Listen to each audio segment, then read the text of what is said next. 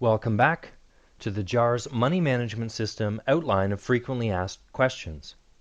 Please remember the information provided in this audio is done so at a suggested method for implementing the JARS system that you learned at the Millionaire Mind Intensive and in the book Secrets of the Millionaire Mind, Mastering the Inner Game of Wealth by Harv Eker.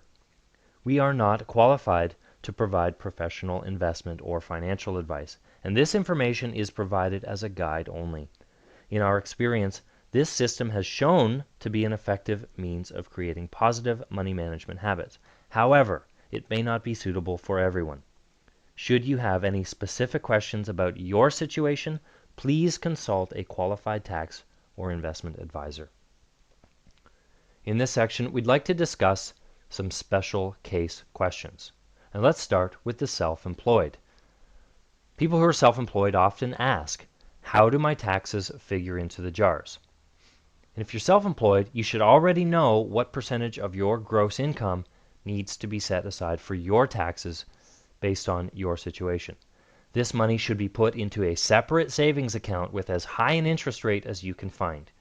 You know when you will have to pay it out and tax season, so plan accordingly with long-term secure investments. This is not money you want to gamble with, so you may have to settle for a lower interest rate to ensure that you have it when tax time comes around. Once you have taken your taxes out of your gross income, then you can calculate how you're going to contribute to your JARS based on the system.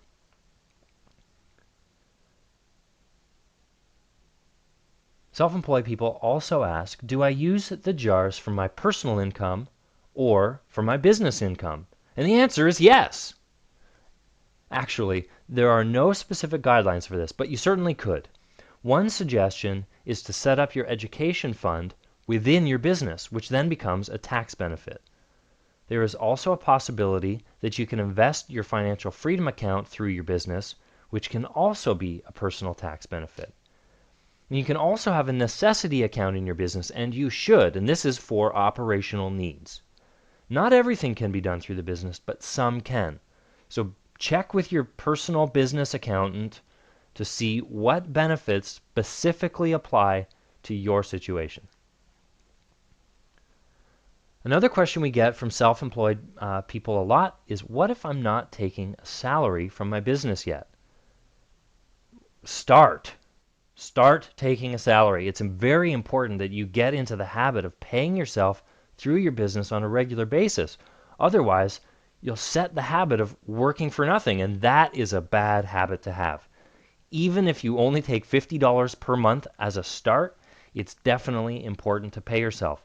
Then use that $50 and split it up evenly between your 5 JARS, assuming your necessities are already being covered somehow. Another unique situation that often comes up is in couples and families. And there are a number of special case situations that we want to address here. So some of the questions that come up are, how do I manage it when A, there is one earner and one homemaker, and B, we both earn income, but one salary is much higher than the other? Again, there is no right or wrong way to handle this because every situation is different. But here are some examples that you can consider. In the end, though, ultimately, it needs to work for both of you, and you need to be in absolute agreement. Otherwise, one or the other partner might start to feel some resentment, and that is definitely not the intended result. In most cases, you're going to want to have a set of JARS for each individual as well as a set of JARS for the couple or the household. Option 1 is used only if there are 2 money earners. And in this option, each person contributes the same amount of money to the JARS, regardless of whether or not one person earns more than the other. So let's say you have a combined income of $5,000 a month. One person makes $2,000 a month, the other person makes $3,000 a month. Each person might contribute, say, $500 into the joint JARS and use the rest for their individual JARS. How you cover your personal necessities depends on your unique situation. You might use your personal necessities money to pay your mortgage or your rent, your car and your insurance payments, etc. You may also choose to contribute a specific percentage of your earnings to the joint accounts so that each person is contributing in the same proportion based on their earnings. This is especially useful when the difference between the two incomes is high. In this way, each people are contributing in the same proportion to the joint account, to the group use money, and proportionately they both feel like they're contributing at an equal rate, even though the dollar amounts might be different. Option 2 would be used in households where there is only one money earner, or when there are two money earners who choose to put all of their money into a single account and pool all of that into one lump sum every month. In this example, each person would receive the $500 or another agreed upon amount to divide into their own personal jars, while the balance would remain in the joint jars, in the family jars, and they would pay for all the household expenses, with the balance being divided equally between the household financial freedom account, LTSS, education, give, and play jars. In this example, it would not be advisable to contribute to each individual jar based on a percentage as suggested in option 1. If you're going to put all of your money together, or if there is only one earner in the family, each person should have exactly the same equal amount to use for their personal jars in whatever manner they choose. And before I go on, I just want to mention, if you have a set of jars for yourself, your spouse or partner has a set of jars for themselves, and you have the family or the couple jars that you share.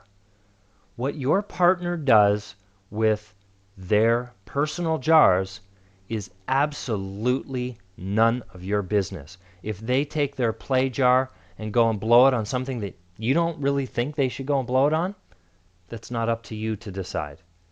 If they're saving for a new TV and you really don't think that we need a new TV, that's not up to you to decide. The reverse, of course, is also true. You get to save for what you want to save for. You get to use your financial freedom account to invest in the things that you want to invest in. It's your money, and that should not be influenced by your partner. You get to do whatever you want with your accounts, and they do. The couple or the group or the family account, that's another matter.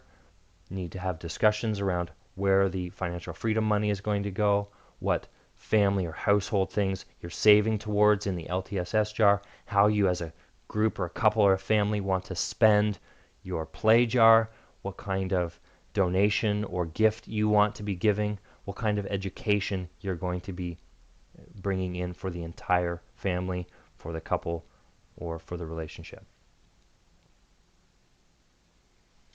Now, families, people with children ask, do I need to have separate jars for my children? And definitely the answer is yes. Kids can and should have every jar except the necessities jar. Parents, you can take care of those. The education jar, well, that would certainly help with college tuitions later on in their life. You know, you can use one of your LTSS jars for your kids' college fund as well to help supplement that, but they should be contributing, and it's great to get them started with that. With kids, any money they get should be divided into their jars. They are creating the lifelong habit when they're small, and it's important to help them set their blueprint as early as possible so that they have an advantage when they are adults. This is blueprint setting stuff, and I cannot be more emphatic about it. Start the habit early. Get them used to managing their money from an early age. Get them used to having a play jar that they can just go out and spend on whatever they want. Have them get used to having a long-term savings jar so that they can go and acquire the toys or the things that they want to purchase for themselves. Get them used to giving back some of their money and contributing to the world in general. The habits that they will develop as youngsters, as children, and as they grow up and become adults will serve them later on in life. Absolutely, your children should have jars. As kids get older, they may need to begin to have a necessities jar. For example, when they turn driving age and get their license and have a car, they're going to need to pay for car insurance. They may need to pay for car payments every month. Those are the kind of things that will come out of their necessities jar. And again, that will set them up for when they eventually move out of the house and need to pay rent and eventually pay off their mortgage. They will have the habit of having their necessities jar ready to go.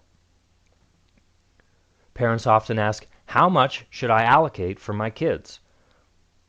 One thing to consider is to take any money that you would normally spend on them for clothes, toys, special gifts, or bonuses and put that money into their jars. You can also use whatever money you would normally put aside for their education and on a monthly basis put that money into their education jar. They'll get to see it growing. They'll see you contributing to their future. They'll actually be able to see and monitor that progress. There is no set answer for this. It really depends on your unique situation.